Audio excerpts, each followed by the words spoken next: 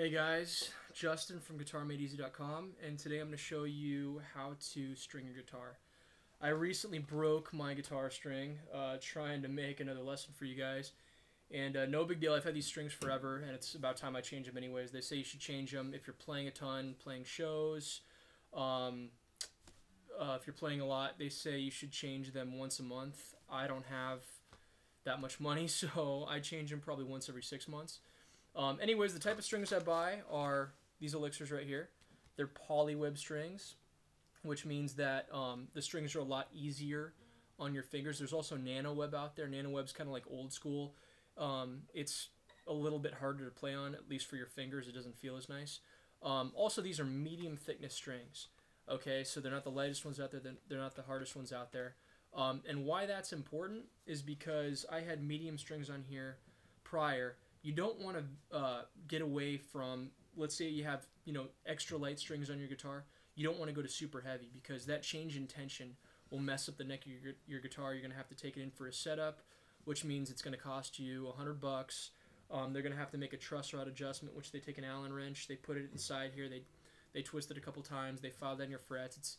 It's really not worth it. If you want to change your thickness, I would only change, let's say if I was at medium, I could go to one size thicker or one size lighter. I wouldn't make a huge change like that. Believe me, I've learned the hard way. These strings right here, best strings out there. They're going to last you a long time, and plus they sound the best. I bought these for 15 bucks at Guitar Center, which I had to have them soon. So, or you can order them off my website for, I think they run anywhere from 13 to 14. So check them out. They're great strings. I guarantee you these are the strings that you'll stick with for the rest of your guitar playing. So anyways, aside from that, the tools you'll need, you need a tuner. Right here, this is about $9 to 12 bucks off my website in the guitar store section. These pliers right here, not pliers, wire cutters. It's nice to have a set of these. Then also the biggest, most important piece on here is this tuning peg. I think that's what it's called, or a tuning twister, I don't know. But anyways, this thing costs about $9. I've seen them black, I've seen them in different colors.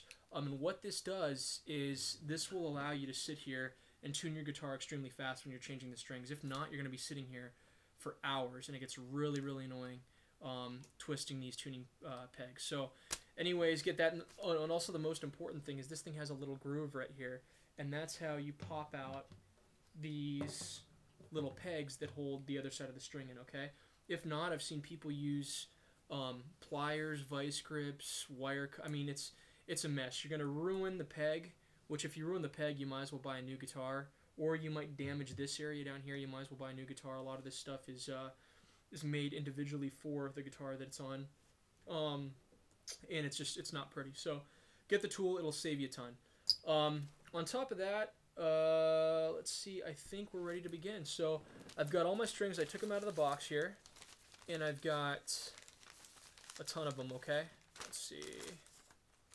Make sure I have them all organized here. Okay, so they come out, and I've got the thickest one, which is .035. That's going to be my low E. And then I have my thinnest one, which is .013. That's my high E. Okay, I don't know if you can see it right there. So I broke my G string. That's a common string to break. So that one is going to be .026 right here, and I actually just took it out. So, all right, that's this guy. On one side, there's a washer, a little tiny washer, and the other side is just a basic string. So the washer side goes into your guitar, okay? So we put that side into the guitar, and then we push this little peg down on top of it, okay? And don't push it in extremely hard. You want them to come out next time you break a string, so just, put a little bit of pressure on them. And then what you do is you take the other side of the string, move that back there, and it's going to go into, make sure you put it into the right tuning peg. It's going to go into this guy right here. And when I tighten these strings, see how all my strings on this side of the guitar, not up here but down here, are going like that? They come in on top and they go around the bottom. That's how I want this one to come in too. If you do it the other way, it just kind of looks a little bit sloppy. It's just good practice to do it like this. So I want to make sure I'm lined up here, having this point at like 45 degrees across towards the middle of the fretboard. So this guy's going to come in here. Let's see. Alright. And I want to keep this slack. Right now I've got a lot of slack, okay? So I'm going to keep that slack. And what I'm going to do on this side, I'll show you now, is I'm going to bend it so it comes right back on the string. Okay, so it's going to make the strings parallel. So see how that is right there? I don't know if you can see it very well. But see, so the string, instead of going out that way, that's actually a better view of it right there, it's got a hard bend on it. Okay, and this is going to make the string bite on itself. I still want to keep that slack, so keep that slack. And now what I'm going to do is I'm going to wrap the string usually twice around the tuning peg. So we got once, and then let's go around the top also, twice. Okay, so I'm going to keep on holding tension with my left hand, and now what I'm going to do, I'm going to set my guitar down like that, grab this guy, which is my lifesaver, and I'm going to tighten as I'm holding tension on it, not letting the slack go over the top of the tuning peg. Okay, so, 1 second, it'd be easier if I tighten it up a little bit right there. Okay.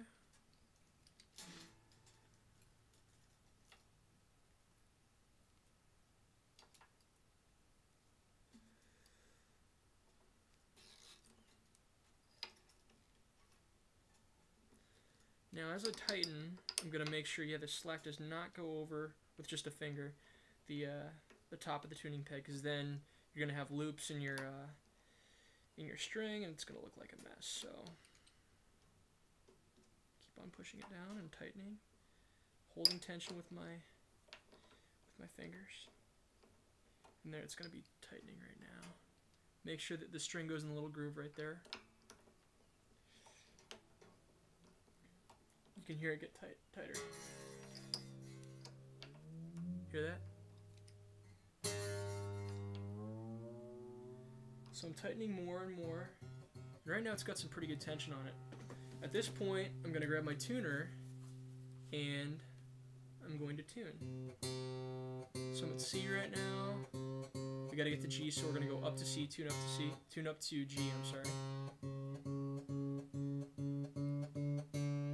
D, E,